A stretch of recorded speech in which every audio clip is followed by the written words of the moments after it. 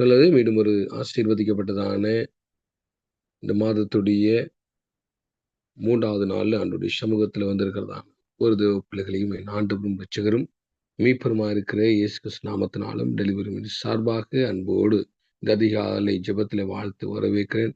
சும்மாக எங்கள் மத்தியில pastor Pugazhendhi pastor எங்கள் மத்தியில இருக்கிறாங்க. இதனால கூட ஜீவனுள்ள வார்த்தை எங்கள் மத்தியில கொண்டு வருவாங்க. Pastor welcome pastor. இது உங்களுடைய நேரம். Praise Lord pastor. Praise Lord. பிதாவாகிய தேவனாலும் கர்த்தராகிய இயேசு கிறிஸ்துவினாலும் பரிசுத்த ஆவியானவராகிய திரியேக தேவனுடைய நாமத்தினாலும் நமது இந்த டெலிவரன்ஸ் மினிட்ஸ்ல இந்த அதிகாலை ஜெபத்துல கூடி வந்திருக்கிற ஒவ்வொருவரையும் நான் வாழ்த்துகிறேன். உங்கள் யாவருக்கும் இனிய புதிய வருஷ வாழ்த்துக்களை தெரிவித்துக் கொள்கிறேன். இந்த புதிய ஆண்டிலே தேவ கிருபை, தேவ சமாதானம், தேவ சித்தம் உங்க வாழ்க்கையில் நிறைவேறும்படியாக கர்த்தர் உங்களை ஆசீர்வதிப்பாராக. நாம் ஒரு சிறிய ஜெபத்திற்கு பிறகு நம் கர்த்தருடைய வார்த்தைக்கு நேராக நம் சிந்தனையை திருப்புவோம். அன்பின் பரலோக பிதாவே, உம்முடைய குமாரனாகிய இயேசுவின் நாமத்தினாலே இந்த காலை வேளையிலே நன்றி நிறைந்த இருதயத்தோடு நாங்கள் ஜெபிக்கிறோம்.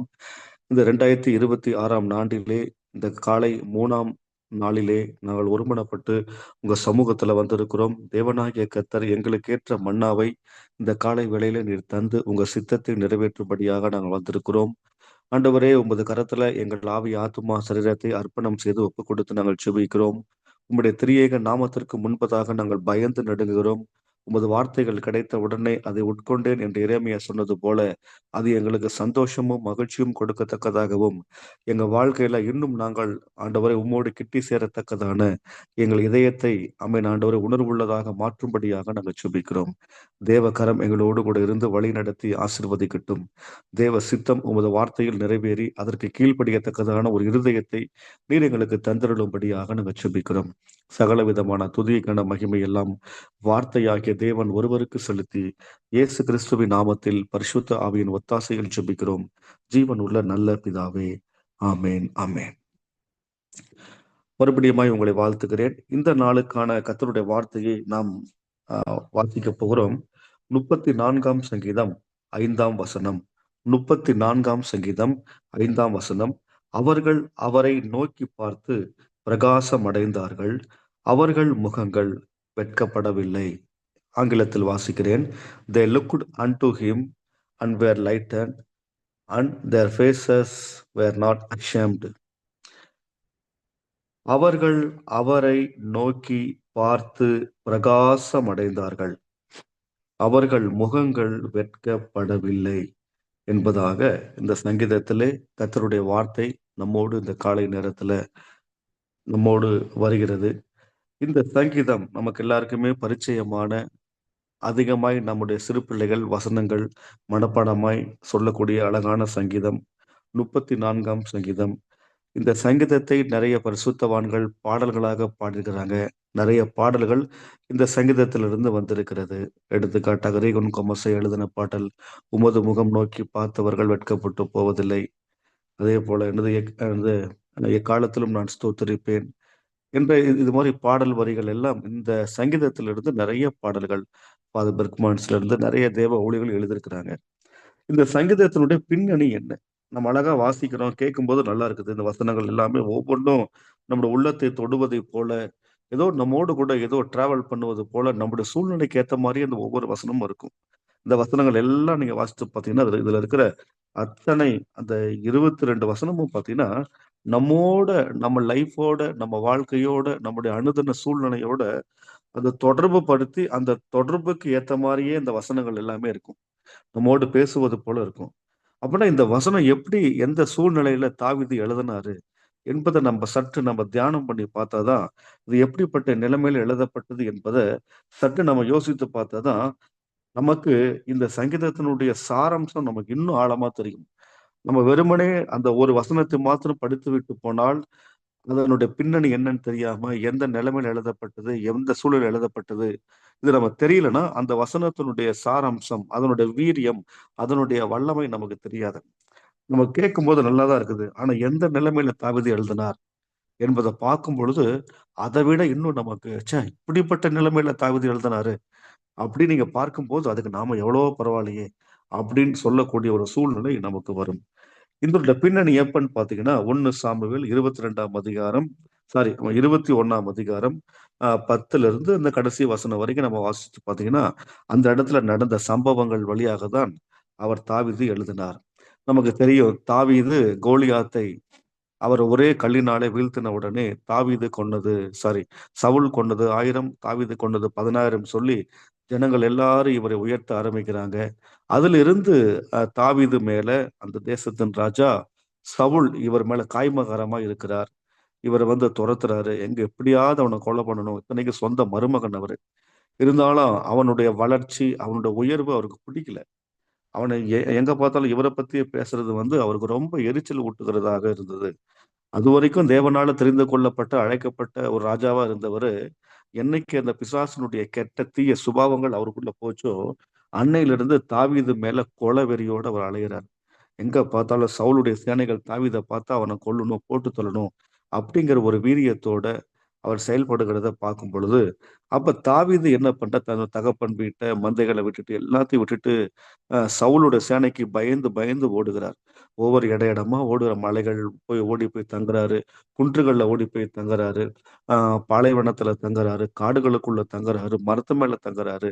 அங்கங்க ஓடி, ஓடி, ஓடி ஒரு காட்டுவாசி மாரி ஒரு தன்னந்தனியா நிர்கதியா விடப்பட்ட சூழ்நிலையில பசி ஒரு பக்கம், அ அ தூக்கம் இல்லாத ஒரு பக்கம், திகில் ஒரு பக்கம், பயம் ஒரு பக்கம், அ நம்ம நாளைக்கு காலைல இருப்போமா, இருக்க மாட்டோமான்னு ஒரு பக்கம், சவுலின் சேனைகள் துரத்துகிற ஒரு பக்கம், எங்க போனாலும் இவர உடனே கண்டுபிடிச்சுறாங்க. "நீ தாவீது தானே, சவுல் உன்ன துரத்துறவர் தானே" அப்படின்னு அந்த கண்டுபிடிக்கிறது ஒரு பக்கம். இதெல்லாம் கேட்க கேட்க அவர் மைண்ட் பயங்கரமான டிஸ்டர்பன்ஸ் ஆகி வாழ்க்கையே வெறுத்து போய் நொந்து போன நிலைமையில அந்த 1 சாமுவேல் 21ஆம் அதிகாரத்துல அந்த தேசத்துல இருக்கிற ஆசாரியனாகிய அபிமெலேக்கு வீட்டுக்கு வர்றார்.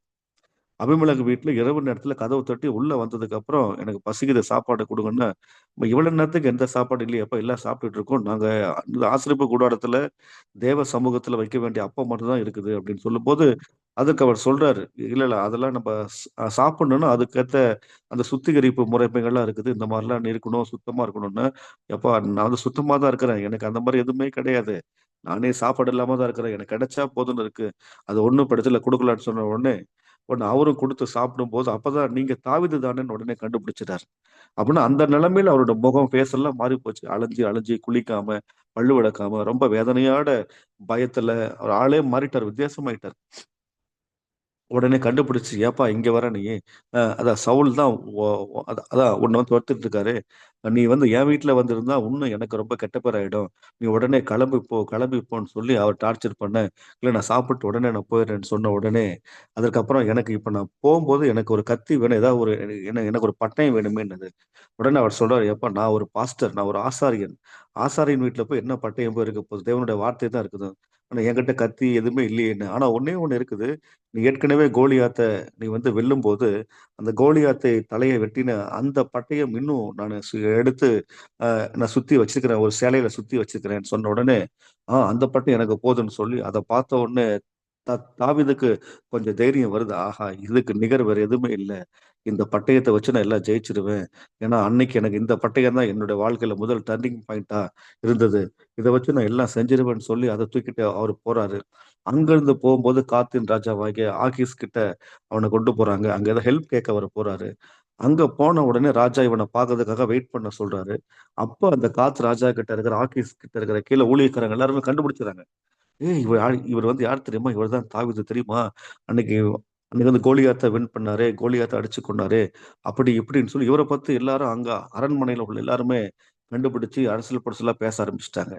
அடடா! நாம இவர்கிட்ட உதவி கேட்க வந்தா இவங்க கண்டுபிடிச்சுட்டாங்களே! ஏன்னா இந்த ராஜாவுக்கும் நம்ம ஆளுக்கும் ரொம்ப தொடர்பு இருக்குது. அப்புறம் இவர் மறுபடியும் இவரு நம்ம அவர்கிட்ட புடிச்சு குடுத்துருவாரோ! என்கிற பயம் ஒரு பக்கம். எனவே உடனே அவரு வந்து பார்த்த உடனே, "அப்படியா யாரு யாரு யாரு தாவீதா?" அப்படின்னு சொல்லி அவரு வந்து கிட்ட வராரு. வந்து பார்க்கும்போது அவன கூட்டிட்டு வாங்கன்னு சொல்லும்போது, இவரு உடனே அவன்கிட்ட கிட்ட வரும்போது, இவரு ஒரு மனநலம் பாதிக்கப்பட்டவர் போல, ஒரு பித்தம் பிடித்தவன் போல, அ அ அந்த சுவற்று, ஜன்னல் எல்லாம் நெகத்துல கீறிக்கிட்டு, ஒரு மாரி அந்த பித்தம் பிடித்தவன் போல, மென்டல் போல நடிக்கிறாரு. அப்புறம் வாயிலிருந்து நுரை தள்ளி, அந்த நுரை எல்லாம், அந்த ஜொல் எல்லாம், எச்சில் எல்லாம் தாடியில வழியிற மாரி.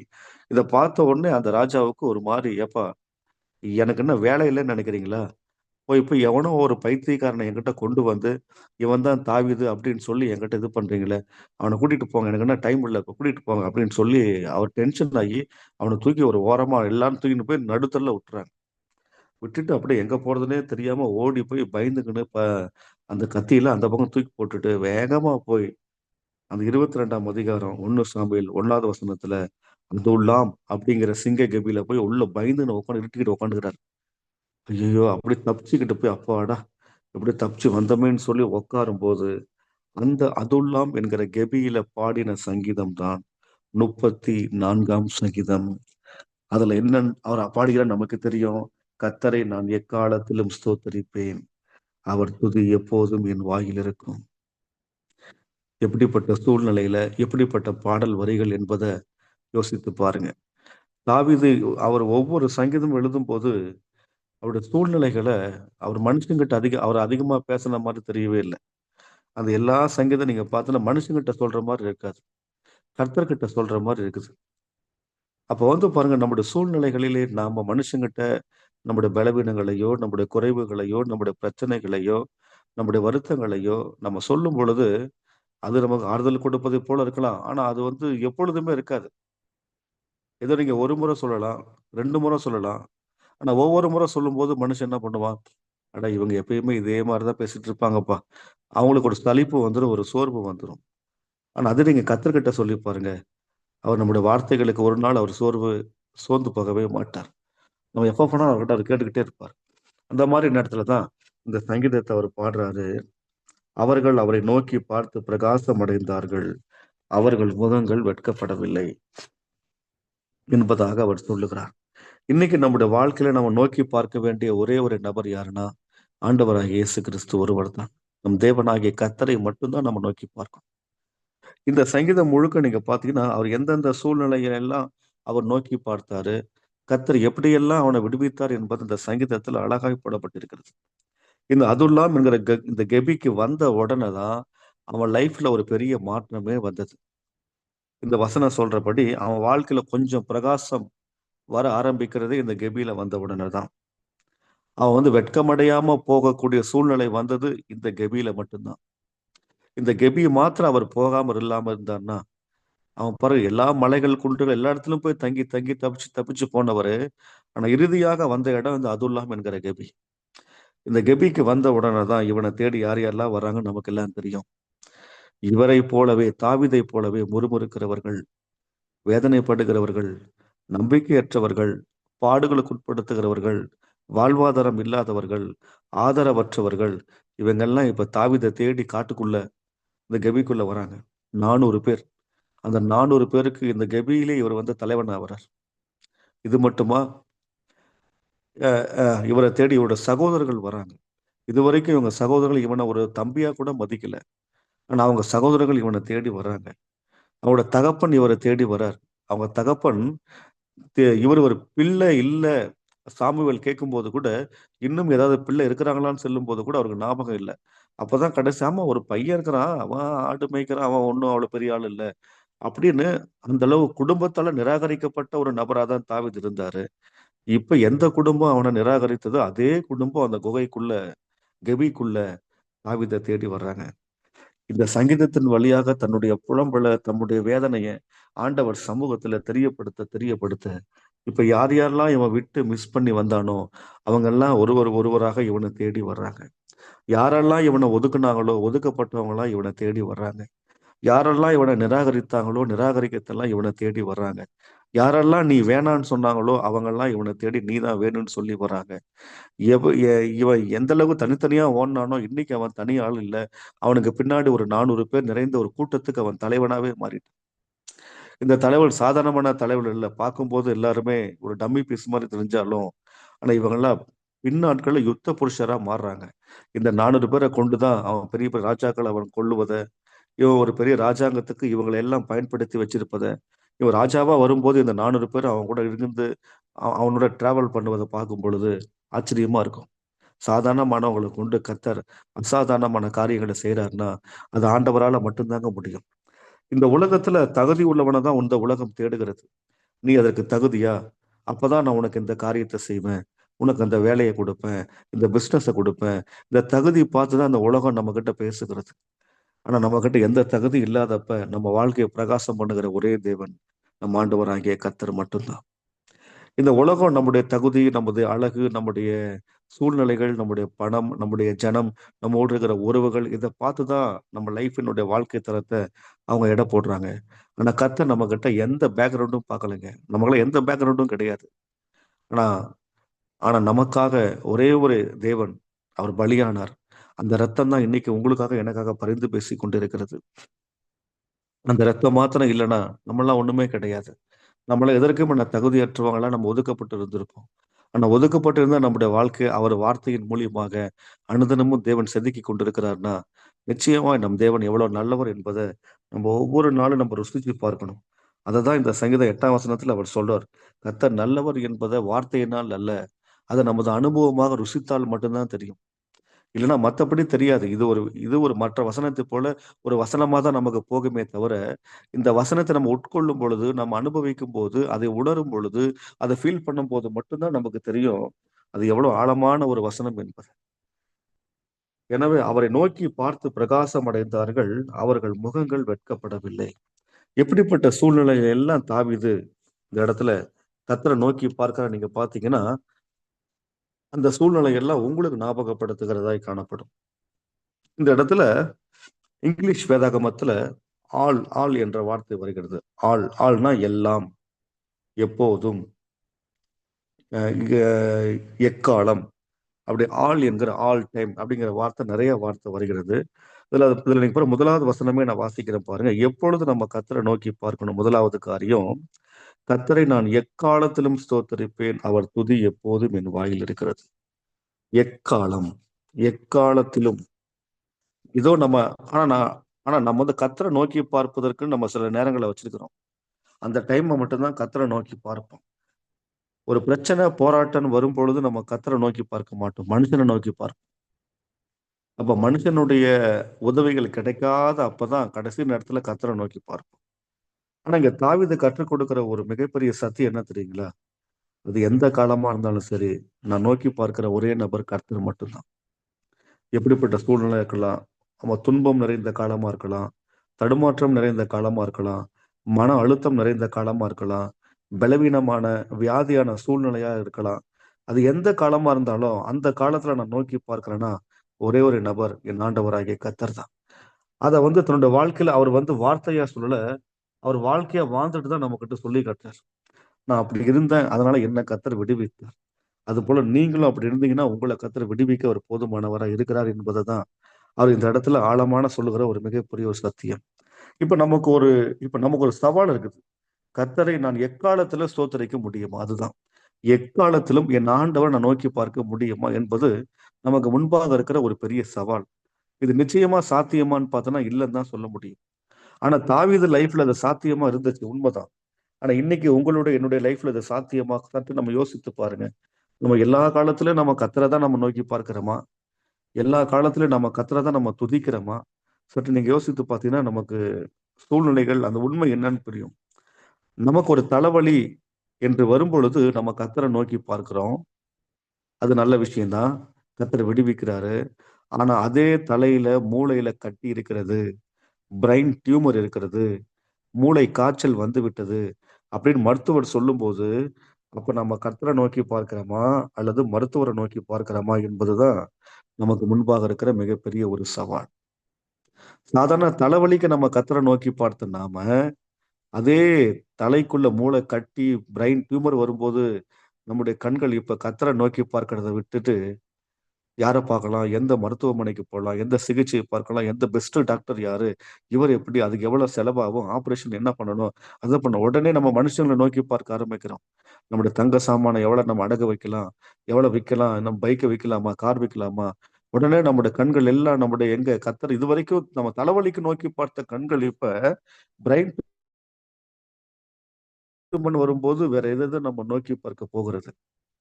எனக்கு அருமையான தேவ பிள்ளைகள், எக்காலத்திலும் இந்த வார்த்தை நம்ம சும்மா சாதாரணமா வாசிக்கிறோம். அத நம்ம அத நம்ம உணர்வு பூர்வமாய் புரிந்தால் மட்டும்தான் நமக்கு புரியும். அந்த மாரி ஒரு ஃபீலிங்குள்ள, அந்த மாரி ஒரு உணர்வுகளுக்குள்ள எக்காலத்திலும் ஏன்னா நம்முடைய நிகழ்காலம், எதிர்காலம், கடந்த காலம் அத்தனை காலத்திலும் கர்த்தர் போதுமானவரா இருக்கிறார். ஆனா நாம நம்முடைய எல்லா காலத்திலும் நம்முடைய பலவீனம் அவருக்கு தெரியும்.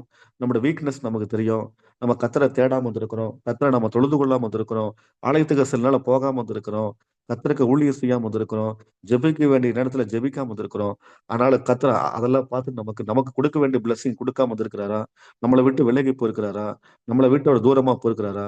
அது இப்ப வரைக்கும் நம்மளை விட்டு விலகவே இல்லையே. இந்த கடினமான சூழ்நிலையிலும், இந்த போராட்டமான நிலைமையிலும், வருத்தங்கள் நிறைந்த இந்த சூழ்நிலையிலும், வறுமையான காலகட்டத்திலும் கர்த்தர் நம்ம கூட தானே இருக்கிறாரு.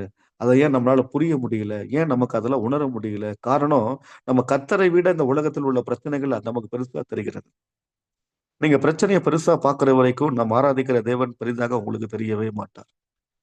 இந்த பிரச்சனையை விட இந்த பிரச்சனையை தீர்க்கிற என் கர்த்தர் பெரியவர் என்பதை எப்ப நீங்க பார்க்க ஆரம்பிக்கிறீங்களோ, அன்னைக்கு நீங்க சிங்க கெபியில போனா கூட நிம்மதியா தூங்குவீங்க. அக்கினி சூளையில கூட நீங்க விருப்பத்தோட உள்ள போவீங்க. செய்யாத தவறுக்கு சிறை தண்டனைனா ஜாலியா நீங்க ஏத்துக்குவீங்க. அந்த அனுபவங்களுக்குள்ள தான் தேவ பரிசுத்தவான்களை எல்லாம் பைபிள்ல அழகா பயன்படுத்தினார். யோசிச்சு பாருங்க. அந்த அனுபவம் அதான். இப்ப நம்ம சிங்க கெபின்னு சொல்லிட்டோம். அங்க போனா மட்டும் தான் அந்த அனுபவம் நமக்கு தெரியும். அங்க போகாத வரைக்கும் கர்த்தர் விடுவிக்கிறவர் என்பது நமக்கு தெரியாது. அக்கினி சூளை என்கிற அனுபவம் அக்கினிக்குள்ள போனா மட்டும் தான் தெரியும். போகாத வரைக்கும் நமக்கு எதுவுமே தெரியாது. எனக்கு அருமையான தேவ பிள்ளைகள், அப்படிப்பட்ட காலகட்டத்திலும் நீங்க கர்த்தரை நோக்கி பார்க்க முடியுமா? நான் சொல்லுவேன் பாருங்க. ஏன்னா அப்படிப்பட்ட காலத்திலும் நான் துதிப்பேன் என்று சொல்வதை விட, என்ன துதிக்க வைக்கிறவர் கர்த்தர் தான். ஆமென். அப்ப அப்படிப்பட்ட வியாதியான நேரத்துல, போராட்டமான நேரத்துல, துன்பங்கள் நிறைந்த நேரத்துல, மன அழுத்தம் நிறைந்த நேரத்துல, நான் கர்த்தரை நோக்கி பார்க்கிற உண்மைதான், இந்த வசனம் சொல்றபடி, நான் அவர் துதி எப்போதும் என் வாயில் இருக்கும். அப்ப அப்படிப்பட்ட நேரத்துல கூட என்ன ஒருவர் துதிக்க வைக்கிறார்னா, அது ஆண்டவராகிய தேவனால மட்டும் தான் முடியும். யோசிச்சு பாருங்க. அப்ப அந்த காலத்திலும், எக்காலத்திலும், ஆல் டைம்ஸ் எல்லா காலத்திலும் நீங்க நோக்கி பார்க்கணும்னா, கர்த்தரை தான் நோக்கி பார்க்கணும். எல்லா காலங்கள். அது நம்முடைய வாழ்க்கையில எல்லா காலமா இருந்தாலும், நம்மள துதிக்க வைக்கிறதே ஆண்டவர் தாங்க. நம்மள ஆராதிக்க வைக்கிறதே ஆண்டவர் தாங்க. கொடிய இடுக்கண்கள், போராட்டங்கள் எல்லா சூழ்நிலையிலும் கர்த்தரை நோக்கி பார்த்து நீங்க விடுதலை பெற்றுக் கொள்ளுங்க. அதுதான் தேவன் நம்மிடத்துல அழகாய் கொடுக்கிற ஒரு மிகப்பெரிய ஒரு காரியம். அடுத்து 2வது காரியம் 4வது வசனம் வருகிறது பாருங்க. நான் கர்த்தரை தேடினேன். அவர் எனக்கு செவி கொடுத்து, என் எல்லா பயத்துக்கும் என்னை நீங்கலாக்கி விட்டார். இங்க எல்லா பயத்திற்கும், எல்லா பயம், ஆல் ஃபியர்ஸ், எல்லா பயம். இதுல நம்ம ஃபியர்ன்னு பார்த்தோம், நம்ம சாதாரண பயம்னு நினைச்சிட்டு போயிடுறோம். இது சாதாரணமான பயம் இல்லைங்க இது. உயிருக்கு பயந்து ஓடக்கூடிய ஒரு பயம். அடுத்த நிமிஷம் நிச்சயமில்லாத ஒரு பயம். இன்னும் சொல்லப்போனா மரண பயம். இது ஒரு திகில் மாரி. இந்த பயம் வந்தா நமக்கு தூக்கமே வராது. அப்படிப்பட்ட சூழ்நிலை தான் தாவீது அந்த சிங்க கெபிக்குள்ள இருந்து இந்த பாட்டு எழுதுறார். யோசிச்சு பாருங்க, நாம அப்படிப்பட்ட சூழ்நிலையில நிச்சயமா நம்ம இலங்கை மக்கள்லாம் கரெக்ட்டா இருந்திருப்பீங்க. ஏன்னா ஏன்னா உங்களுக்கு அந்த யுத்த காலத்துல நீங்க போன அந்த காரியங்கள், ஒவ்வொரு முறை குண்டு வீசிக் கொண்டிருக்கு. அந்த அந்த அனுபவத்துக்குள்ள இருக்கிறவங்க, நான் இலங்கையில போனா அந்த பகுதி மக்கள், வன்னி இன மக்கள், அந்த பாதிக்கப்பட்ட மக்கள்லாம் பேசும்போது அத பத்தி பேசினாலே அவங்க உடனே அழ ஆரம்பிச்சுருவாங்க. அவங்க இன்னைக்கு வரைக்கும் நாங்க நைட் தூங்கும்போது கூட எங்களோட காதுகள்ல அந்த அந்த குண்டு சத்தங்கள் கேட்கிறது பாஸ்டர் அப்படிங்குவாங்க. அவங்க இரவு நேரத்துல எங்களுக்கு தூக்கம் வரதில்ல. எங்களுக்கு தூக்கம் நித்திரை இல்ல. அந்த குண்டு போற அந்த சத்தங்கள் காதுகளில் கேட்டுக்கொண்டே இருக்கிறது பாஸ்டர். அன்னைக்கு போன தூக்கம் இன்னும் தூக்கம் இல்ல எங்களுக்கு. கர்த்தர் தான் எங்களுக்கு பலப்படுத்துறார். ஏன்னா, அப்ப அந்த பயம் ஒண்ணு இருக்கு பாருங்க. உயிருக்கு போராடி பயம். நம்முடைய கண் முன்னாடி நம்ம பிள்ளைங்க சாவறது, நம்முடைய உறவுகள் மரிக்கிறது. அங்க நிக்க முடியாது. அடுத்து அப்படியே விட்டுட்டு போயே ஆவணும். ஓடியே ஆவணும். இல்லன்னா நம்மளையும் கொன்னுடுவாங்க. அந்த பயம், அந்த பயத்துல இருந்த உங்களுக்கு தான் தெரியும். அந்த மரண பயத்துல இருந்தவங்களுக்கு தான் அந்த பயத்தினுடைய வேல்யூ புரியும். அதனுடைய அந்த கொடூரம் நமக்கு தெரியும். ஆனா இங்க என்ன சொல்றாரு பார்த்தீங்கன்னா, அந்த எல்லா பயத்துக்கும் என்னை நீங்கலாக்கி விட்டார். ஏன்னா, அந்த எல்லா பயம் நிறைந்த அந்த சூழ்நிலையில கர்த்தரை நோக்கி பார்க்கும்போது தாங்க கர்த்தர் விடுவிப்பார். அப்படிப்பட்ட பயம் நிறைந்த சூழ்நிலை, நான் பயப்படும் நாளிலே என் கர்த்தரை நம்புவேன். இதே தாவீது தான் சொல்றார். பயப்படுகிற நாள், பயப்படுகிற சூழ்நிலை, பயம் நிறைந்த கலக்கமான சூழ்நிலை. அப்படிப்பட்ட நேரத்துல யோசிச்சு பாருங்க. நீங்க கர்த்தரை நோக்கி பார்க்க முடியுமா? நிச்சயமா அந்த மாரி நேரத்துல தான் நம்ம நோக்கி பார்க்க வேண்டிய ஒரே நபர் கர்த்தர். நம்ம எல்லா சூழ்நிலையும் நம்ம என்ன பண்ணோம்? அடுத்தவங்கள நோக்கி பார்க்கிறோம். அடுத்தவங்கள நோக்கி பார்த்தா நமக்கு அவமானம் தான் வரும். ஆனா ஆண்டவரை நோக்கி பாருங்க. உங்களுக்கு உங்க வாழ்க்கையில பிரகாசம் வரும். அததான் இந்த வசனம் நமக்கு அழகாய் சொல்லுகிறது. எல்லா பயத்திற்கு நீங்க நீங்களாக்கி விடுகிற தேவன். அவரை நீங்க நோக்கி பார்த்தால் மட்டும்தான் உங்க வாழ்க்கையில மிகப்பெரிய ஒரு டெலிவரன்ஸ், ஒரு டெலிவரர் அதுல இருந்து உங்களை நீக்கி விடுவார். அதுல இருந்து உங்களை மீட்டெடுத்து விடுவார். அப்ப எல்லா பயம் நிறைந்த சூழ்நிலையில நம்ம கர்த்தரை நோக்கி பார்க்கணும்னு சொல்லி இந்த வசனம் நமக்கு அழகாய் தெளிவாய் சொல்லுகிறது. அடுத்து 6வது வசனம் சொல்லுது பாருங்க. இந்த ஏழை கூப்பிட்டான், கர்த்தர் கேட்டு அவனை அவன் இடுக்கண்களுக்கெல்லாம் நீங்களாக்கி ரட்சித்தார். இடுக்கண்கள், ட்ரபிள், ட்ரபிள், ஆல் ட்ரபிள், எல்லா இடுக்கண்களுக்கெல்லாம். நமது ஊழியத்துல நம்ம ஷைன் ஆகும்போது நிறைய இடுக்கண்களை நம்ம சந்தித்து தான் ஆகணுங்க. நிறைய பிரச்சனைகளை நம்ம சந்தித்து தான் ஆகணும். இங்க தாவீது தன் உயிருக்கு பயந்து ஓடுறார். ஆனா ஊழியத்தின் பாதையில ஊழியம் செய்யறவங்களுக்கு ஏராளமான இடுக்கண்கள் வரும். ட்ரபிள் வந்துகிட்டே இருக்கும். ஊழியம் செய்ய விடாதபடிக்கு நிறைய பிரச்சனைகள், போராட்டங்கள் வந்துகிட்டே இருக்கும். அது எப்படி வரும்? அதுல இருந்து எப்படி வெளியே போறது? அதெல்லாம் நம்மளால யோசிக்கவே முடியாது. ஆனா அந்த மாதிரி எல்லா இடுக்கண்கள் வருகிற நேரத்துல நம்ம நோக்கி பார்க்க வேண்டிய ஒரே நபர் நம்ம ஆண்டவராகிய கர்த்தர் தாங்க. ஊழியத்தின் பாதையில நம்ம போகும் பொழுது நமக்கு எல்லா இடுக்கண்கள் நம்மை துரத்திக்கிட்டே இருக்கும். பிரச்சனைகள் நம்மை துரத்திக்கிட்டே இருக்கும். போராட்டங்கள் நம்ம தொத்துட்டே இருக்கும். நம்ம சும்மா இருந்தா கூட நம்மளை தேடி போராட்டங்கள் நம்மளை தேடி வந்துகிட்டே இருக்கும். அந்த எல்லா இடுக்கண்களுக்கெல்லாம் நீங்களாக்கி விட வேண்டும் என்றால், பாதுகாக்கப்பட வேண்டும் என்றால், அதிலிருந்து தேவன் நம்மை ரட்சிக்கிறார் என்றால், ஒரே ஒரு விஷயம், நம்ம கர்த்தரை அந்த நேரத்துல நோக்கி பார்க்க வேண்டும். நல்லா இருக்கும்போது கர்த்தரை நோக்கி பார்ப்பது முக்கியம் அல்ல. இடுக்கண்கள் நம்மை சூழும் பொழுது, பயங்கள் சூழும் பொழுது, அந்த நேரத்துல கர்த்தரை பார்க்கிறோம் பாருங்க. அதுதான் மிக ஒரு வலிமையான ஒரு ஜெபமாய் காணப்படுகிறது. எனவே அந்த இடுக்கண்கள் வரும் பொழுது நீங்க கர்த்தரை நோக்கி பாருங்க. அடுத்து 4வது சொல்லுகிறார், 17ஆம் வசனம், நீதிமான்கள் கூப்பிடும்போது கர்த்தர் கேட்டு அவர்களை அவர்களுடைய எல்லா உபத்திரவங்கள், அடேயப்பா, எல்லா உபத்திரவங்களுக்கும் நீங்களாகி, எல்லா உபத்திரவங்கள், ஊழியத்தின் பாதையில உபத்திரவம் இல்லாம ஊழியம் செய்யவே முடியாது. அது ஊழியமா இருந்தாலும் சரி, உலக வாழ்க்கையா இருந்தாலும் சரி, உபத்திரவங்களை இந்த உலகத்துல நம்ம அனுபவிச்சே ஆகணும். நம்ம உபத்திரவங்கள் அது மிகப்பெரிய போராட்டங்கள். நமது எல்லா சூழ்நிலையில உபத்திரவம் அது பார்த்தீங்கன்னா ஒவ்வொருக்கும் ஒவ்வொரு வடிவத்துல வருகிறது. சில பேருக்கு பலவீனம் என்கிற வடிவத்துல வருகிறது. சில பேருக்கு பண தேவைகள் என்கிற வடிவத்துல வருகிறது. சில பேருக்கு தனிமை என்கிற அந்த வடிவத்துல வருகிறது. இப்படி உபத்திரவங்கள் ஒவ்வொருடைய வாழ்க்கையில அதான் எல்லா உபத்திரவங்கள் 1, 2 கிடையாது. எல்லா உபத்திரவங்கள் இந்த எல்லா உபத்திரவமான சூழ்நிலையில நம்ம நோக்கி பார்க்கணும்னா கர்த்தரை மட்டும்தான் பார்க்கணும். All affiliate. எல்லா சூழ்நிலையும் நம்ம நோக்கி பார்க்க வேண்டிய ஒரே நபர் கர்த்தர் தாங்க. எல்லா உபத்திரவங்கள் நடுவுல நீங்க அவர் நோக்கி பார்த்தீங்கன்னா அதுல இருந்து அவர் கர்த்தர் விடுவிக்கிறவரா இருக்கிறார். ஏன் தெரியுமா? நமக்கு உபத்திரவங்களின் வழியாக போனால் மட்டும்தான் நம்ம நீதிமான்கள் என்கிற அந்த அந்தஸ்துல நிலைத்திருக்க முடியும்.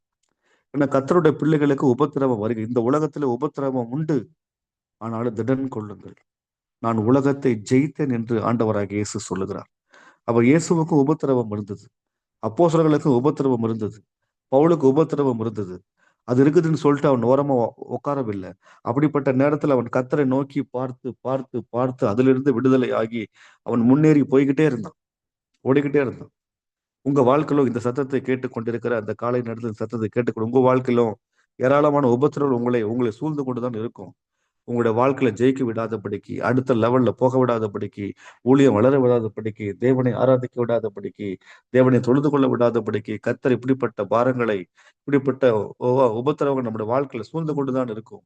ஆனாலும் அப்படிப்பட்ட நேரத்துல நம்ம பார்க்க வேண்டிய ஒரே ஒரு நபர் நம் ஆண்டவராகிய தேவன் என்பதை நம்ம மறக்கவே கூடாது. அதை நம்ம மறந்து விடவே கூடாது. அதே போல 19ஆம் வசனம் சொல்லுகிறது, நீதிமானுக்கு வரும் துன்பங்கள் அநேகமாய் இருக்கும்.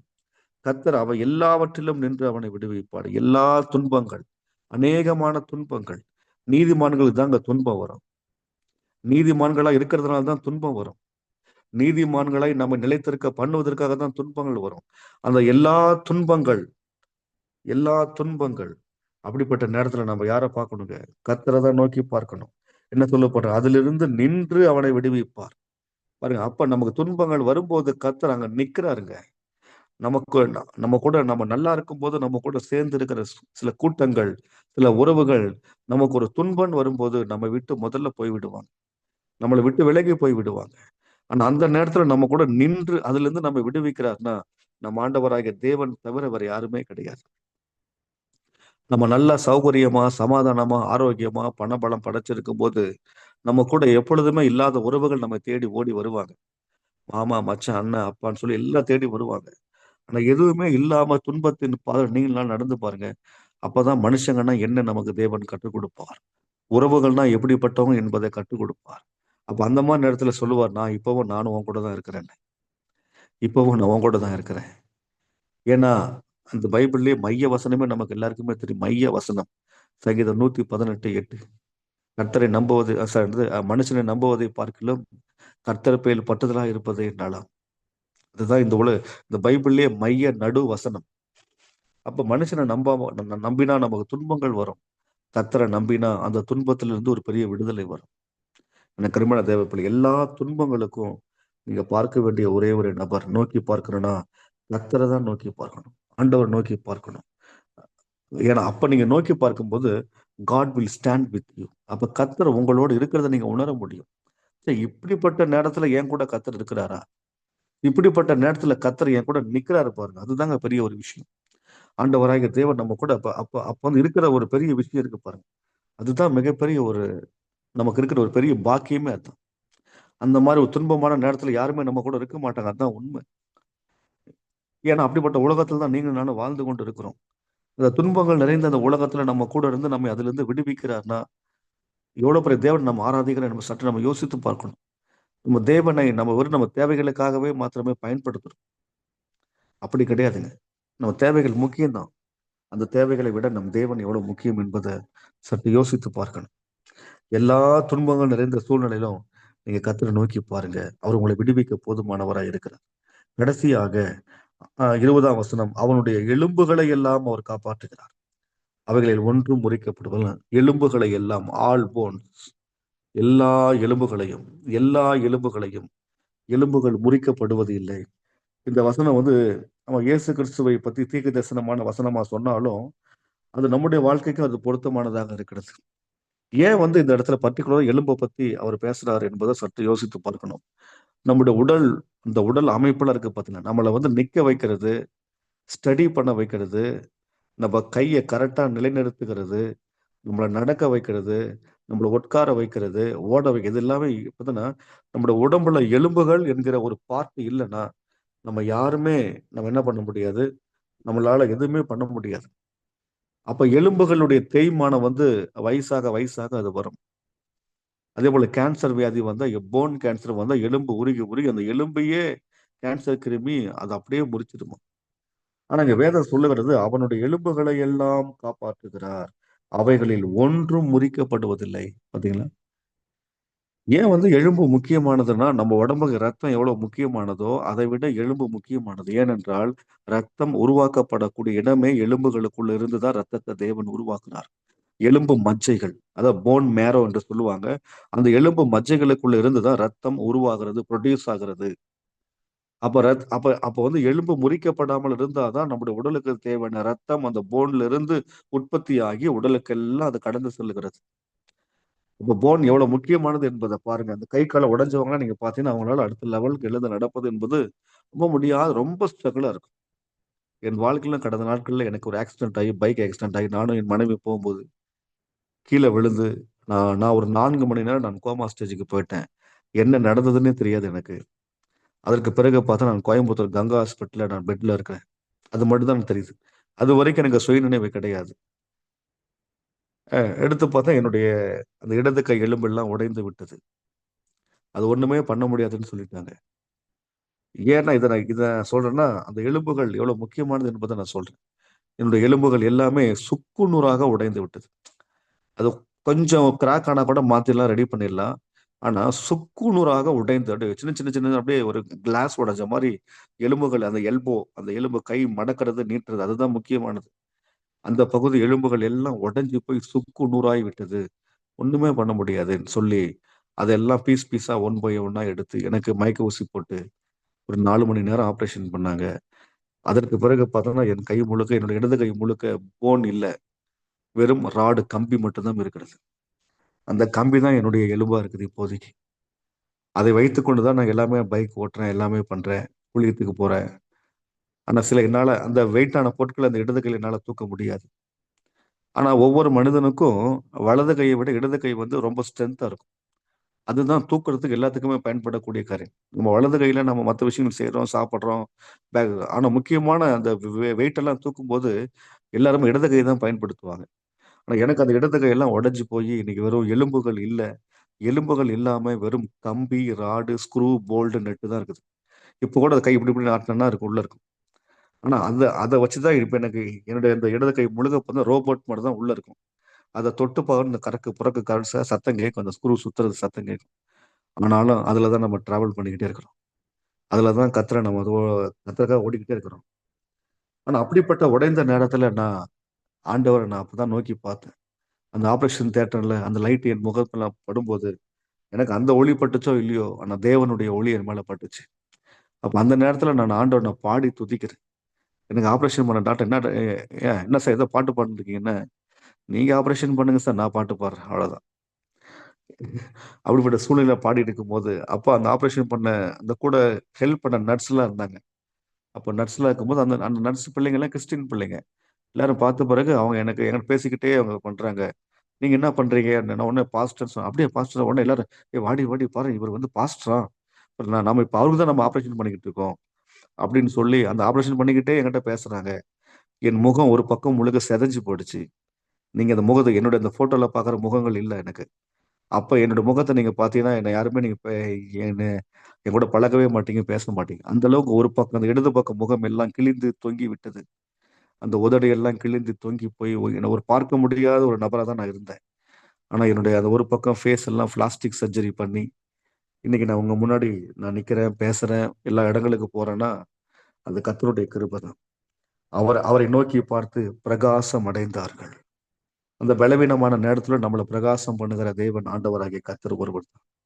அப்ப அவைகள் ஒன்றும் முறிக்கப்படுவதில்லை. அந்த நேரத்துல கர்த்தர் எதையும் அழகா நேர்த்தியா செய்து, அழகா நேர்த்தியா பண்ணி இன்னைக்கு கர்த்தர் நம்ம லைஃப பிரகாசமா மாத்தி வச்சிருக்கிறார்ன்னா, அது கர்த்தர் தாங்க. ஆமா எனக்கு அருமையான தேவனுடைய பிள்ளைகளே. நீங்க எல்லா சூழ்நிலையிலும் நீங்க கர்த்தரை நோக்கி பார்த்து, அதிலிருந்து நீங்க வெளியேற நீங்க முயற்சி பண்ணுங்க. அதுதான் முக்கியம். தயவுசெய்து நீங்க மனுஷன நீங்க நோக்கி பார்க்காதீங்க. மனுஷன் நமக்கு எல்லா நேரத்திலும் உதவி செய்வான். தயவுசெய்து நோக்கி பார்க்காதீங்க. கர்த்தரை மட்டுமே நோக்கி பாருங்க. கர்த்தரை நோக்கி பார்த்தவங்க, இங்க போட்டிருக்கு பாருங்க, அவர்கள் முகங்கள் வெட்கப்படவே இல்லை. வெட்கப்படவே இல்லை. வெட்கம் இந்த இடத்துல வர வெட்கம் என்பது, ஏதோ வாலிப வயசுல வர வெட்கம் அப்படி கிடையாது. இந்த கூச்சம் அந்த வெட்கம் அல்ல. இதுல வருகிற வெட்கம் என்கிற என்ன வார்த்தைன்னு பார்த்தோன்னா, அவமானப்படுதல்.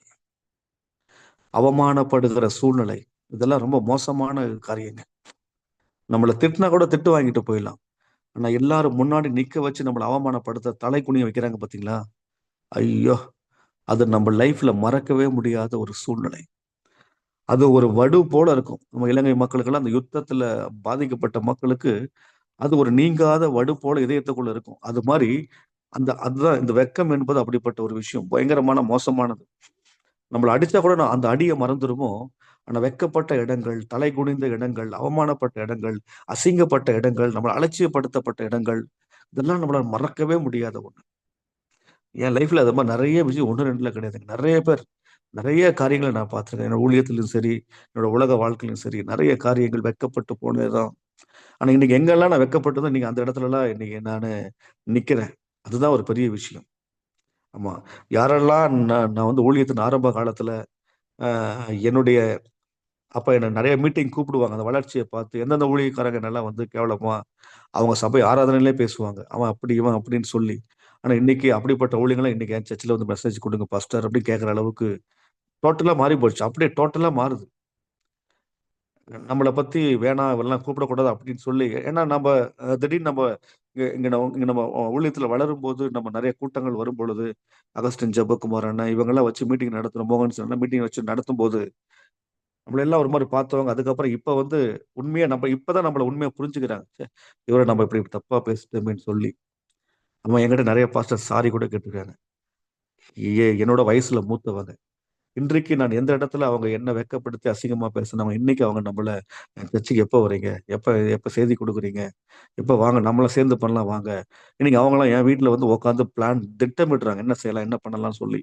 வயது முதிர்ந்த ஊழியர்கள். அதுதான் அப்ப என்னன்னா நமக்குன்னு அந்த ஒரு காலகட்டத்தை தேவன் வச்சிருக்காங்க. அந்த நேரம் வர்ற வரைக்கும் நமக்கு சில சூழ்நிலை நம்ம சந்தித்து தான் ஆகணும். எனக்கு குறித்திருக்கிறதை என் தேவன் அதை ஏற்ற காலத்துல நிறைவேற்றுவார். அந்த காலம் வர்ற வரைக்கும் நம்மள கர்த்தர் ஷேப் பண்ணுவார், உருவாக்குவாருங்க. அது வரைக்கும் நம்ம அமைதியா கர்த்தருடைய கரத்துல அடங்கி இருந்தீங்கன்னா போதுங்க. அந்த ஏற்ற நேரம் வந்து அந்த ஏற்ற நேரம் இருக்கு பாத்தீங்களா? அந்த ஏற்ற நேரம் அது பேர் தான் கைராஸ் என்று சொல்லுவாங்க. கைராஸ். கைராஸ்னா அது கர்த்தருடைய நேரம் என்று அர்த்தம். நம்ம கிரேக்க மொழியில கைராஸ் என்ற வார்த்தை வருகிறது. அது கர்த்தருடைய டைம் வர்ற வரைக்கும் நீங்க அவமானத்தை சகிச்சுக்கோங்க. வெட்கப்படுத்துறாங்களா? சகிச்சுக்கோங்க. அவமானப்படுத்துறாங்களா? சகிச்சுக்கோங்க. ஆனா உங்களுக்கான ஒரு நேரத்த தேவன் வச்சிருக்கிறாரு. கைராஸ். அந்த கைராஸ் நேரம் வர்ற வரைக்கும் நீங்க கர்த்தரை நோக்கி பார்த்துட்டே இருங்க. அவ்வளவுதான். உங்கள வெட்கப்படுத்துற மனுஷனை நோக்கி பார்க்காதீங்க. ஐயோ! இப்படி பண்ணிட்டாங்களே, அப்படி பண்ணிட்டாங்களே. தயவு செய்து அதற்கு நீங்க இடமே கொடுக்கக் கூடாது. உங்கள எந்த அளவு தலைய குட்ட, குட்ட, குட்ட, குட்ட அந்த அளவு நீங்க வளர்ந்துகிட்டே இருக்கணும். அதான் மோசராசர் பாட்டு பாடுற மாரி, என்னது? அவன் குட்ட, குட்ட வளருவாங்கிற மாரி, நம்மள எந்த அளவுக்கு ஒடுக்குறாங்களோ, அந்த அளவுக்கு நம்ம வளர்ந்துகிட்டே இருப்போம். ஏன்னா கிறிஸ்தவனை யாராலும் அழிக்கவே முடியாது.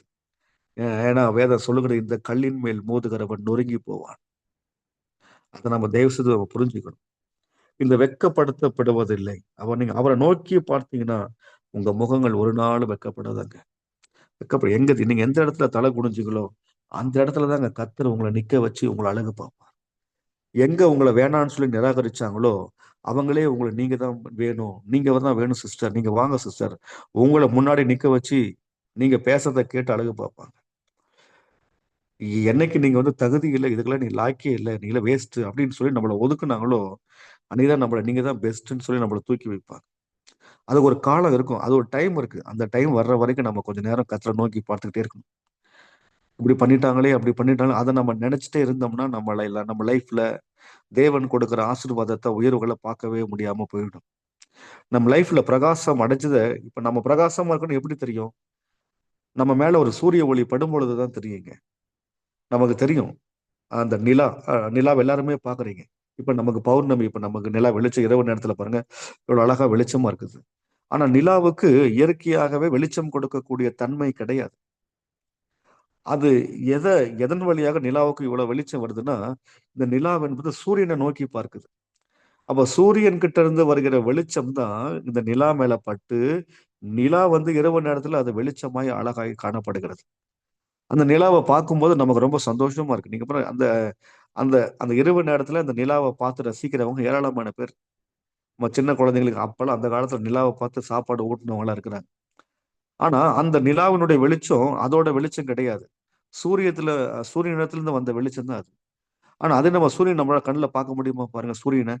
ஒரு நிமிஷம் நம்மளால கண்ண தொடர்ந்து கண் இமைக்காம பார்க்க முடியாது. அது அவ்வளோ ஏன்னா அது வந்து இயற்கை தன்மை அவ்வளோ பிரகாசமா இருக்கும். அதிலிருந்து வருகிற அந்த சூரிய ஒளிக்கதிர்கள் நிலா மேல பட்டு, இந்த நிலாவினுடைய ஒளி நமக்கு எவ்வளவு குளுமையா, பசுமையா, அத பார்க்கும்போதே அழகா இருக்கும். அதுபோல தாங்க நாம நீதியின் சூரியன நம்ம நோக்கி பார்த்தோம்னா, நம்ம லைஃப்ல கர்த்தர் பிரகாசத்த குடுப்பார். எந்த இடத்துல தலை குனிய விடவே மாட்டார். நீங்க அவர எப்ப நீங்க பார்க்காம போறீங்களோ, அப்பதான் உங்க லைஃப்ல தலைகுனிவே வரும். இந்த சூரியகாந்தி மலர் நீங்க பார்த்திருப்பீங்க. இப்பலாம் இருக்கா இல்லையான்னு தெரியல. அதையும் அதையும் அழிச்சுட்டாங்க. சன்ஃப்ளவர். சூரியகாந்தி மலர் வந்து எப்பொழுதுமே சூரியன பார்க்கும்போது அது அப்படியே பிரகாசமா இருக்கும். அந்த சூரியன பார்த்துக்கிட்டே அந்த திசையை நோக்கி திரும்பும். அந்த சூரியன் அந்த மேற்கு திசையில மறையும்போது இது அப்படியே கீழ அப்படியே சோர்ந்து போய் தலை குனிஞ்சிரும். ஐயோ! சூரியன் போயிட்டாரே! அப்படின்னு ஒண்ணு தலை மறுபடியும் அடுத்த நாள் உதயம் வரைக்கும் கீழ குனிஞ்சே இருக்கும். திருப்பி அந்த சூரிய உதயம் வர அப்படியே உடனே முகம் அப்படியே அந்த இதழ்கள் எல்லாம் அழகா விரிச்சு அப்படியே தல தல அப்படியே நல்ல பிரகாசமா இருக்கும். அதுதாங்க நம்முடைய வாழ்க்கை. நீங்க ஆண்டவரையே பார்த்து, பார்த்து அவரையே நோக்கி பார்த்து நடக்க, நடக்க உங்க வாழ்க்கையில பிரகாசம் இருக்கும். அதுதான் இதே சங்கீதக்காரன் எழுதுறாரு. சங்கீதம் 18:28ல தேவரீர் என் இருளையல் இந்த சரி தேவரீர் என் விளக்கை ஏற்றுவீர். என் இருளை வெளிச்சமாக்குவீர். அப்ப நம்ம விளக்க ஏத்துறதே கர்த்தர் தாங்க. அந்த விளக்க ஏத்தணும். கர்த்தர ஏத்தணும். அப்ப ஏத்தணும்னா நம்ம அவர நோக்கி பார்க்கணும். அவர நோக்கி பார்த்த முகங்கள் எல்லாம் வெட்கப்படையவே இல்லை. பிரகாசம் அடைந்தன. ஏன்னா நாமெல்லாம் ஒரு காலத்துல நம்ம இருட்டுல இருந்தோம். காரிருள்ல இருந்தோம். இருட்டுல இருந்த நம்மள கர்த்தர் ஆண்டவர் வெளிச்சத்துக்கு கொண்டு வந்திருக்கிறார். அவர் பிள்ளையா மாத்துகிறார். இப்ப நீங்களும் நானும் வெளிச்சத்தின் பிள்ளைகளா நம்ம நடந்து கொள்ளணும். பிரகாசத்துக்கு வந்துட்டோம்னு சொல்லி அமைதியா இருக்க முடியாது. அப்ப நம்ம மேல இருக்கிற வெளிச்சத்தை இந்த உலகம் பார்க்கணுங்க. நம்ம மேல பட்டிருக்கிற வெளிச்சம் ஏதோ நம்முடைய வெளிச்சம் கிடையாது, அது தேவனுடைய வெளிச்சம். நம்மள வெளிச்சத்தின் பிள்ளைகள் என்பதை இந்த உலகம் பார்க்க வேண்டும். அப்ப நம்ம தொடர்ந்து அதே வெளிச்சத்துல நம்ம இருக்கணும்னா, நம்ம தொடர்ந்து அந்த பிரகாசத்துக்கு காரணமான கர்த்தரை பார்த்துக்கிட்டே இருக்கணும். அவரை நீங்க எந்த அளவு நோக்கி பார்க்கிறீங்களோ அந்த அளவு பிரகாசம் உங்க மேல அதிகரித்து கொண்டே இருக்கும். அப்ப நீங்க பிரகாசமா இருக்கிறீங்க என்பது யாருக்கு தெரியும்? இருள்ல வாழ்ற மக்களுக்கு தெரியும். ஏன்னா இருட்டுல இருக்கிறவனுக்கு தான் வெளிச்சத்தினுடைய வல்லமை, மகிமை தெரியும். அந்த பிரகாசம் பின் நாட்கள்ல அது மகிமையாக நம்ம லைஃப்ல மாறும். அன்னைக்கு உங்க லைஃப யாராலுமே ஒண்ணுமே பண்ண முடியாது. அந்த பிரகாசத்துக்குள்ள வந்துட்டீங்கன்னா உங்க லைஃப யாராலுமே என்ன ஒண்ணும், ஏன்னா அப்ப நீங்க வந்து எல்லாருக்கும் தெரிகிற ஒரு நபரா மாறிடுவீங்க. ஏன்னா பிரகாசம் என்பது நம்மள ஆட்டோமேட்டிக்கா எல்லா மக்களுக்கும் காட்டக்கூடிய ஒரு காரியமா வரணும். ஒரு காலத்துல நம்ம கஷ்டப்படும் போது, வேதனைப்படும் போது, துக்கப்படும் போது, நம்ம யாருக்கும் பரிச்சயம் இல்லாத ஒரு நபரா இருந்திருப்போம். அறிமுகம் இல்லாத நபரா இருந்திருப்போம். அடையாளம் இல்லாத நபரா இருந்திருப்போம். ஆனா அடையாளம் தெரியாத உங்களையும் என்னையும் இந்த உலகத்துக்கு அறிமுகப்படுத்துகிறதே ஆண்டவர் தாங்க. ஆண்டவர் தான். அவர் பிரகாசம், அந்த சூரிய ஒளி பிரகாசம் அந்த நிலாவுல பட்டு வெளிச்சமா இருப்பதைப் போல கர்த்தருடைய பிரகாசம், அந்த முகத்தில் உள்ள பிரகாசம் உங்க மேல படணும். அதத்தான் அ மோசே வந்து இஸ்ரவேல் மக்களை வாழ்த்தும்போது அதான் சொல்றாரு. உம்முடைய முகத்தில் உள்ள பிரகாசம் எங்க மேல பிரகாசிக்கட்டும். அந்த பிரகாசத்த விட்டுட்டு நம்ம போயிட்டோம்னா, இந்த இருள், காரிருள், மரண இருள், இது 3மே நம்மை சூழ்ந்து கொண்டு, நம்ம லைஃப்ப நெக்ஸ்ட் லெவல்ல போக விடாதபடிக்கு தடை பண்ணி கொண்டே இருக்கும். எனவே நம்ம எப்பல்லாம் நோக்கி போகணும்? எக்காலத்திலும், ஆல் டைம்ஸ், எல்லா பயம் நிறைந்த நேரத்திலும், எல்லா இடுக்கண்களினான நேரத்திலும், எல்லா உபத்திரவமான சூழ்நிலையிலும், எல்லா துன்பங்கள் நிறைந்த சூழ்நிலையிலும், எலும்புகளை எல்லாம் காப்பாற்றுகிற அந்த நேரத்திலும் நம்ம கர்த்தரை நோக்கி பார்க்கணும். ஆண்டவர் நோக்கி பார்த்து, ஆண்டவர் நோக்கி பார்த்தாலே உங்க வாழ்க்கை பிரகாசம் அடைவார். அவர்கள் முகங்கள் வெட்கப்படையவில்லை, வெட்கப்படவில்லை. அவர் வெட்கப்படுத்த விட மாட்டார். அவர் நோக்கி பார்த்தவங்கள அவர் ஒரு நாளும் வெட்கப்படுத்த விட மாட்டார். யோசிச்சு பாருங்க. யோசேப்பு சூழ்நிலை நினைச்சு பாருங்க. யோசேப்புக்கு எகிப்துல அவனுக்குன்னு சப்போர்ட் பண்ண ஒருத்தர் கூட கிடையாதுங்க. அவனுக்கு சப்போர்ட் பண்ண ஒருத்தர் கூட கிடையாது. நல்லா யோசிச்சு பாருங்க. அஹ் அந்த போத்திபாரின் மனைவி அவனை பாவம் செய்வதை வைக்கிறதுக்காக அந்த வாலிப மகனை இழுக்கிறான். அவன் என்ன பண்றான் பாருங்க. கர்த்தருக்கு நான் எப்படி இவ்வளவு பெரிய பொல்லாப்பை செய்வேன்னு சொல்லி ஓடி போய் அதெல்லாம் தாண்டி போகும்போது செய்யாத தவறுக்கு சிறை தண்டனை. அப்ப அவன் மனசு எவ்வளவு அதுவும் அவன் வந்து வாலிப பருவம். அப்ப வாலிப பருவத்துல சந்தோஷமா இருக்க வேண்டிய வயசுங்க அதெல்லாம். அந்த நேரத்துல அவன் துக்கத்தை சுமந்து கொண்டு செய்யாத தவறுக்கு சிறை தண்டனை. அவன் தப்பு பண்ணிட்டு போய் இப்ப உள்ள ஜெயில இருந்தா கூட பரவாயில்ல. செய்யல, அவன் உண்மையா இருந்தான், உத்தமமா இருந்தான், ஒழுக்கமா இருந்தான், நீதியா இருந்தான், கர்த்தருக்கு இந்த பொல்லாப்ப செய்யக்கூடாதுன்னு அவ்வளவு கர்த்தர் மேல உண்மையா இருந்தவன சிறை தண்டனைக்குள்ள போகும் பொழுது எவ்வளவு அவமானமா இருக்கும் யோசித்து, எவ்வளவு வெக்கத்தோட இருந்தான் பாருங்க. ஆனா எந்த ஸ்திரீ அவனை பாவம் அடைய செய்து சிறைச்சாலை தள்ளினாலோ, ஆனா அதே அவன் அதிபதியா வந்து பதவி ஏற்கிறான் பாருங்க. இப்ப பதவி ஏற்கும் பொழுதும் அந்த பார்வோனின் அந்த மனைவி அங்கதான் இருந்திருப்பா.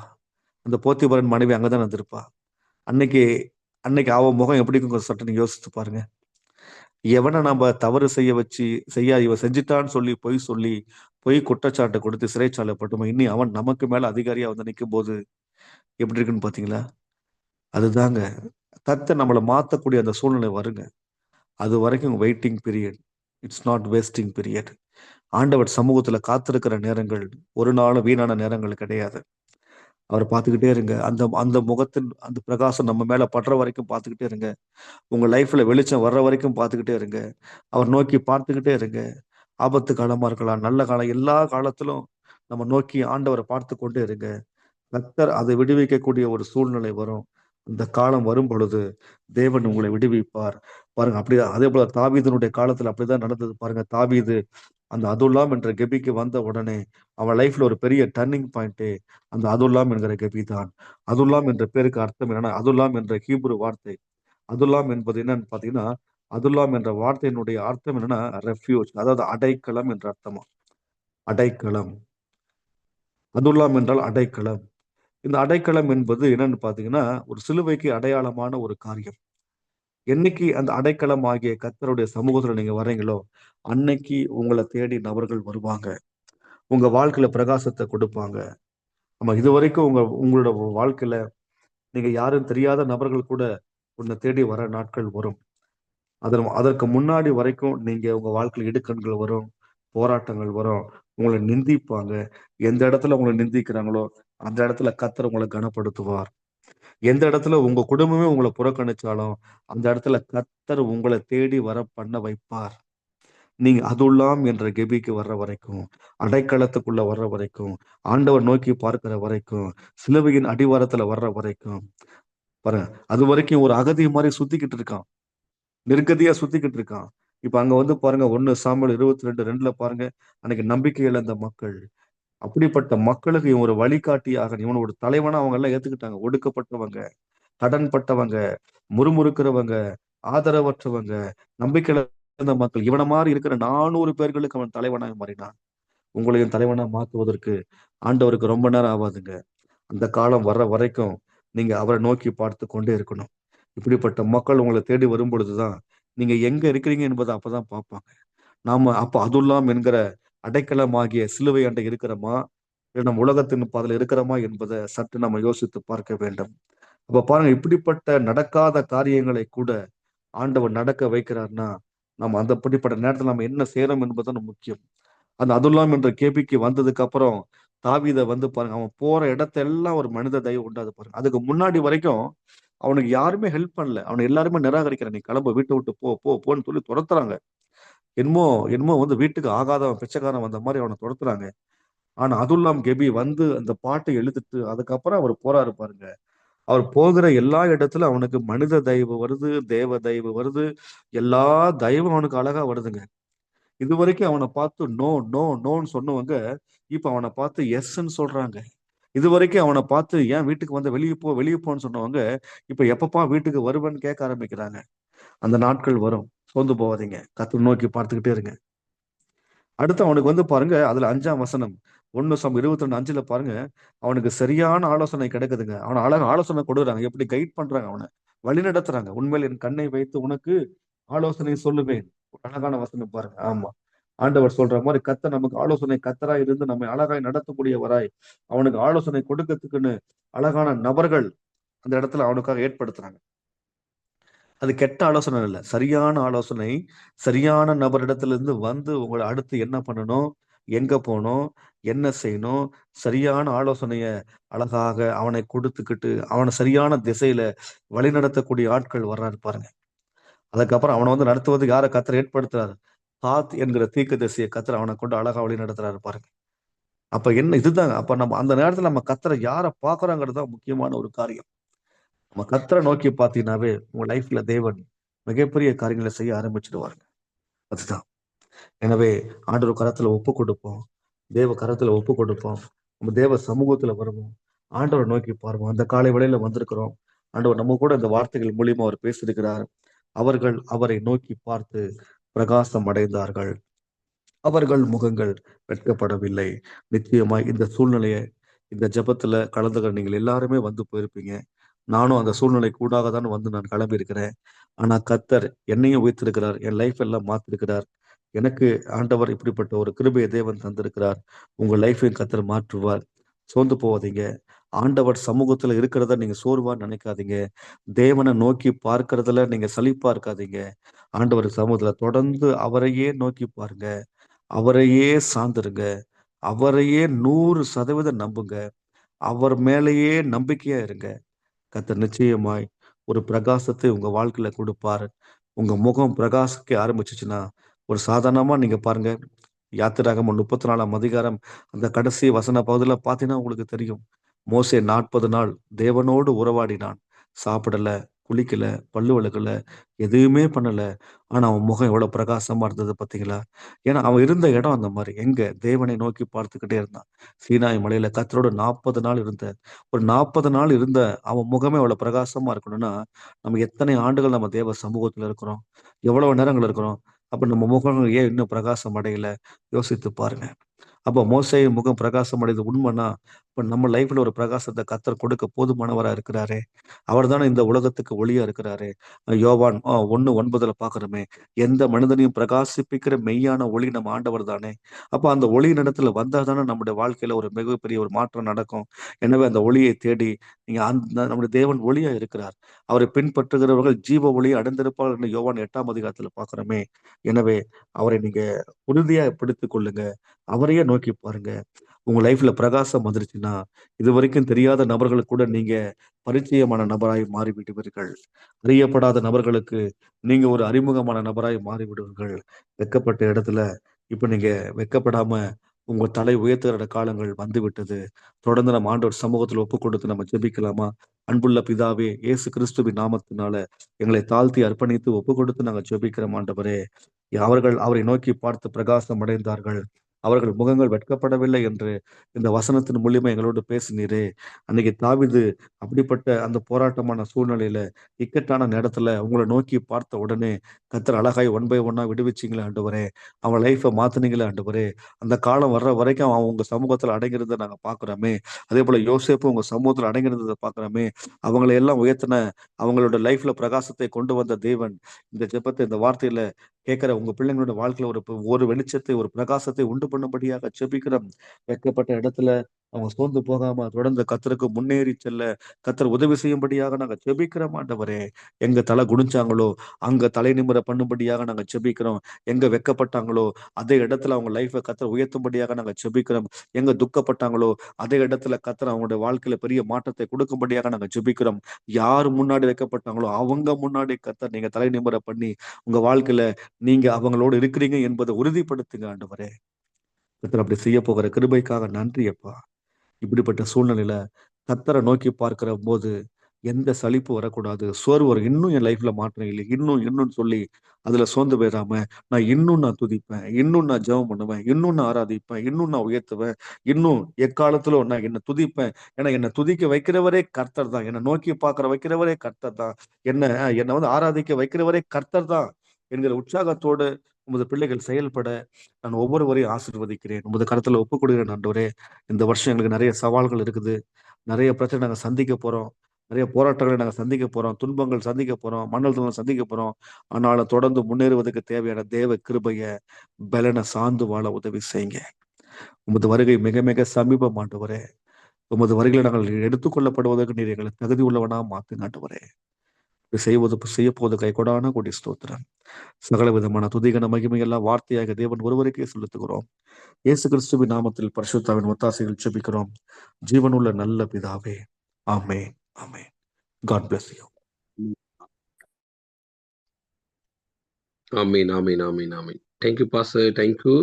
கர்த்தர் தாமே உங்களை நிறைவாய் ஆசீர்வதிப்பா. நல்ல ஒரு இதனுடைய வார்த்தை இந்த நாளும் என் ஆண்டவர் எங்களை பலப்படுத்தி இருக்கிறார். நிச்சயமாகவே இந்த 2026 எங்களுக்கு வருகிறதான சவால்கள், எங்களுடைய வாழ்க்கையில வருகிறதான எதிராக இருக்கிற காரியங்கள், ஊழிய பாதையிலும் சரி, தனிப்பட்டதான எங்களுடைய வாழ்க்கையில இருக்கலாம், குடும்ப வாழ்க்கையிலும் சரி, வருகிற எல்லா சவால்களையும் நாங்கள் மேற்கொள்ள என் ஆண்டவரை நாங்கள் அடைக்கல பட்டணமாக இருக்கிறதா, என் ஆண்டவரை நாங்கள் நோக்கி பார்த்து அவரை நாங்கள் நோக்கி பார்க்கும்போது நிச்சயமாகவே எங்களுக்கு இருக்கிறதான எல்லா விதமான காரியங்களிலிருந்து என் ஆண்டவர் விடுவித்து எங்களை உயர்த்தார் போதுமானவராய் இருக்கிறார் என்கிறத குறித்து அந்த வார்த்தை எங்களை ஒவ்வொருவரையும் பலப்படுத்தினதுக்காக இந்த நாளிலும் கூட ஆண்டவர்கள் நன்றி செலுத்துகிறேன்.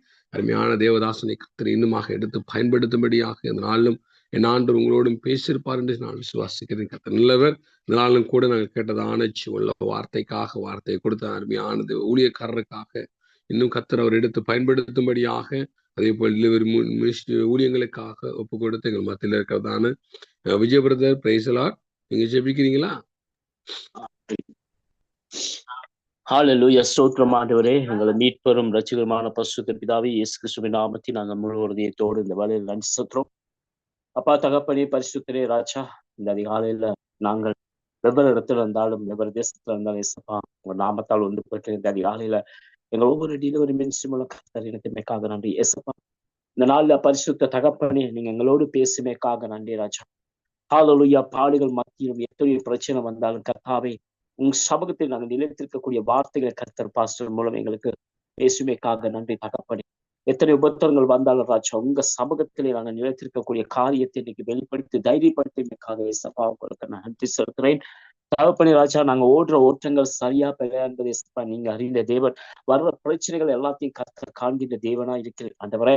எல்லா காரியத்திலும் கர்த்தாவே நாங்க உண்மையும் உத்தமத்தோடு இருக்கும் போது பரிசுத்தரே நீங்க எங்க மத்தியில இறங்கி எங்களுக்காக வாஞ்சோடு ராஜா காரியங்களை செய்யக்கூடிய தகப்பன் நீங்க இந்த வேலையில ஊழியக்காரர் மூலம் ஆண்டவரே இந்த அதிகாலையில பேசுமைக்காக நன்றி பரிசுத்தர தகப்பனே. நாங்க ஓடுற ஓட்டத்துக்கு எத்தனையோ எதிர்ப்புகள், எத்தனையோ பிரச்சனைகள், எத்தனையோ காரியங்கள் நடந்தாலும் கர்த்தர் நல்லவர். நிச்சயமாக இந்த நாள் பேசுமைக்காக நன்றி ராஜா. எங்களை தைரியப்படுத்துமைக்காக நன்றி சப்பா.